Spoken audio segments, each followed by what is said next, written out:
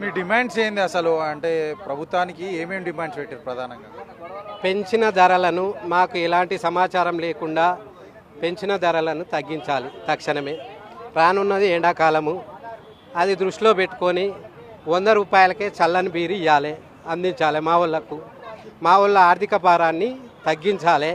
ఇది 2 ప్రధానమైన డిమాండ్లు. రానున్నాయి ఎన్నికలు ఉన్నాయి, స్థానిక సంస్థ ఎన్నికలు ఉన్నాయి, సర్పంచ్ ఎన్నికలు కానీ, ఎంపీటీసీ కానీ, జెడ్పీటీసీ ఉన్నాయి, ప్రజెంట్ ఎమ్మెల్సీ కూడా నడుస్తున్నాయి.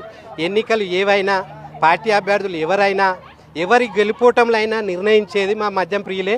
ఇది మాత్రం ప్రతి పార్టీ గుర్తుపెట్టుకోవాలి, ప్రతి పాలకుడు గుర్తుపెట్టుకోవాలి, ప్రతి ఎన్నికలలో పోటీ చేసే ప్రతి అభ్యర్థి కూడా గుర్తుపెట్టుకోవాల్సిన అంశం.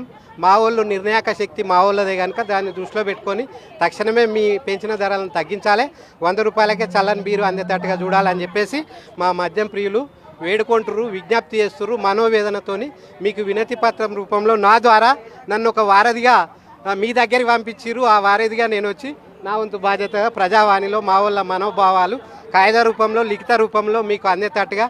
మా వాళ్ళ లోపలికి పోతే ఆడ ఎక్సైజ్ శాఖ కుర్చీ లేదు, అందులో ప్రజావాణిలో అన్ని కుర్చీలు ఉన్నాయి, అన్ని డిపార్ట్మెంట్లకు సంబంధించిన కుర్చీలు ఉన్నాయి. ఎక్సైజ్ శాఖ నెలకు 4,000 కోట్ల ఆదాయం ఇస్తుంది. ఆ శాఖకు సంబంధించిన కుర్చీలు ఏది ఇద్దామంటే ఆఖరికి రెవెన్యూ డిపార్ట్మెంట్లో ఆడిడ చుట్టూ తిరిగి అన్నీ చూస్తే ఏడా ఎక్సైజ్ శాఖ డిపార్ట్మెంట్లే కనిపించలే.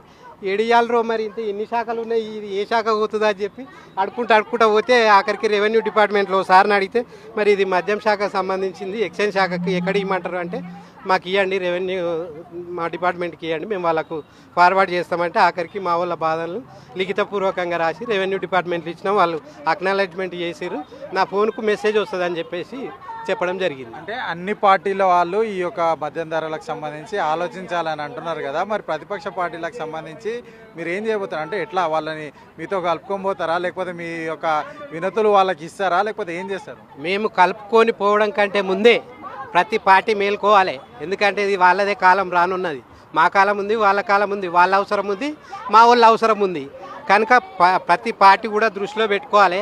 దీని మీద కూడా మీరు ప్రభుత్వానికి విజ్ఞప్తి తెలియజేయాలి, మా బాధలు పట్టించుకోవాలి. మీరు ఎన్నికలు ఉన్నప్పుడు వస్తారు, అలవాటు చేసి కూర్చుంటారు. ఇవాళ మరి 15% పెంచింది ప్రభుత్వం, మరి ప్రభుత్వాన్ని మీరు ప్రశ్నించే బాధ్యత ప్రతిపక్షంగా మీకు లేదా అని చెప్పేసి అన్ని పార్టీలను కూడా మా వాళ్ళే అడిగారు.